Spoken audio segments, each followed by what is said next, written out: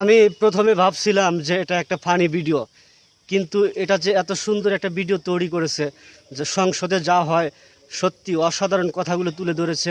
ভিডিওটি কেউ একটু স্কিপ করবেন না, আশা করি ভিডিওটি সম্পূর্ণ দেখবেন। চলুন আমরা ভিডিও দেখি। সংসদের প্রথম অধিবেশনে বক্তব্য পেশ করিবেন জনকল্যাণ পার্টি থেকে নির্বাচিত জনাব হারুন সাহেব। মাননীয় সদস্য, আপনার সময় 2 মিনিট। ধন্যবাদ মাননীয় স্পিকার। মাননীয় স্পিকার, আমরা এক হতভাগা বাংলাদেশী, যে দেশের প্রধান কাজ হলো চুরি, ডাকাতি, ছিনতাই, খুন খারাপি এবং চাঁদাবাজি, যার কারণে আমাদের দেশ আজও উন্নয়নের ছোঁয়া পায়নি। মাননীয় স্পিকার, আপনি জানেন যে নেপালে নতুন সরকার গঠিত হওয়ার পর থেকে আগামী 5 বছরে তারা কিভাবে দেশকে ডেভেলপ করবে অলরেডি সেই লিস্ট তারা তৈরি করে ফেলেছে।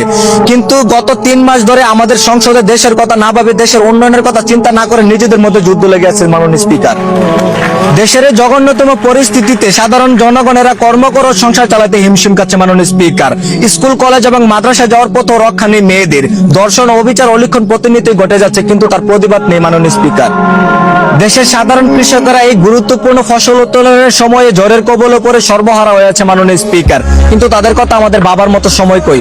দেশের চট্টগ্রাম সহ উন্নতিশীল সিটিগুলোতে পাহাড় পরিমাণ পানি জমে বন্যা হয়ে আছে, সেই সিটি কর্পোরেশনের কর্মকর্তারা নিজের ট্যাগ ভরতে ব্যস্ত থাকে। মাননীয় স্পিকার, বর্তমান জেনারেশনে মাননীয় স্পিকার, সারা দেশের শিক্ষার্থীরা পড়াশোনা বাদ দিয়ে টিকটক এবং বিভিন্ন অ্যাপ সহ অনলাইনে তাদের 99% মনোযোগ দিয়ে পড়াশোনাকে এড়িয়ে যাচ্ছে। মাননীয় স্পিকার, প্রকৃতভাবে পরীক্ষা নিতে গেলেও শিক্ষামন্ত্রীকে নিয়ে হাসি ঠাট্টা করছে। তবে কি এটাই আমাদের স্মার্ট বাংলা গড়ার লক্ষ্য? মাননীয় স্পিকার, এদেশের আইন এতটাই স্ট্রং যে গতকাল ছিনতাইকারীদের তদন্ত করতে গিয়ে পুলিশের শটগান ছিনতাই হয়ে যায়। মাননীয় স্পিকার, এদেশের আইন শৃঙ্খলা বাহিনীর কাছে ততগুলো অস্ত্র নেই যতগুলো অস্ত্র রয়েছে সন্ত্রাসীদের কাছে। মাননীয় স্পিকার, তবে মাননীয় স্পিকার, শেষ ভালো যার সব ভালো তার, পুরো দেশ ও জাতির নিরাপত্তায় কাজ করে আইন ব্যবস্থা। সুতরাং আইন যদি সঠিক ও ন্যায় পথে চলে তবেই দেশে শান্তি ফিরে আসতে পারে। ধন্যবাদ মাননীয় স্পিকার।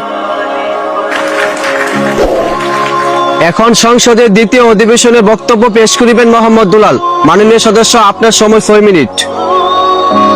ধন্যবাদ মাননীয় স্পিকার। মাননীয় স্পিকার, অতি দুঃখের সাথে আমি একটা কথাই বলতে চাই, জনগণের ভোটের মাধ্যমে আজকে আমরা এই পর্যায়ে অর্থাৎ সংসদে আসতে পেরেছি। মাননীয় স্পিকার, ফ্যাসিস্ট আমলে ফেসিবাদীদের মতো রাতে ভোট মেরে এখানে আসি নাই। মাননীয় স্পিকার, বিগত 3 মাস হয়ে গেল আমরা নির্বাচিত হলাম, কিন্তু এখনো জনগণের সুখ শান্তি আশা আকাঙ্ক্ষা ফিরিয়ে দিতে পারেনি। মাননীয় স্পিকার, কারণ নিজেদের ঘরের সমস্যা অর্থাৎ সংসদের সমস্যাই সমাধান করতে পারি না আমরা, তাহলে বাইরের সমস্যা কিভাবে সমাধান করবো আমরা? মাননীয় স্পিকার, আমরা যারা এই সংসদে বসে আছি তাদের মধ্যে কেউ অশিক্ষিত বা জ্ঞান শূন্য নয়, প্রত্যেকটা মানুষ স্মার্ট, শিক্ষিত এবং জ্ঞানী ব্যক্তি। মাননীয় স্পিকার, মাননীয় স্পিকার, এত জ্ঞান থাকার পরও আমরা দেশের উন্নয়নের কথা চিন্তা না করে একে অপরের পিছনে আঙুল ঠেকাতে ব্যস্ত থাকি। মাননীয় স্পিকার, গোটা দেশ তাকিয়ে আছে আমাদের এই সংসদের দিকে। মাননীয় স্পিকার, কখন দেশ সংবিধান অনুযায়ী চলবে, কখন দেশে উন্নয়ন ও শান্তি ফিরে আসবে। মাননীয় স্পিকার, কিন্তু তারা হতবাক হয়ে তাকিয়ে দেখছে সংসদের মধ্যে চলছে খুচাখুচি, চিল্লাচিল্লি এবং বিনোদনমূলক কাজ। মাননীয় স্পিকার, মাননীয় স্পিকার, এখানে শিক্ষিত ব্যক্তিরা জ্ঞানের আলোকে কাজে লাগিয়ে দেশের উন্নতির কথা না চিন্তা করে ঘন্টার পর ঘন্টা খাতায় নোট করে রাখে যে কাল সংসদে কাকে ছোট বানানো যায়, কাল সংসদে কার পিছনে আঙুল ঠাকানো যায়। মাননীয় স্পিকার,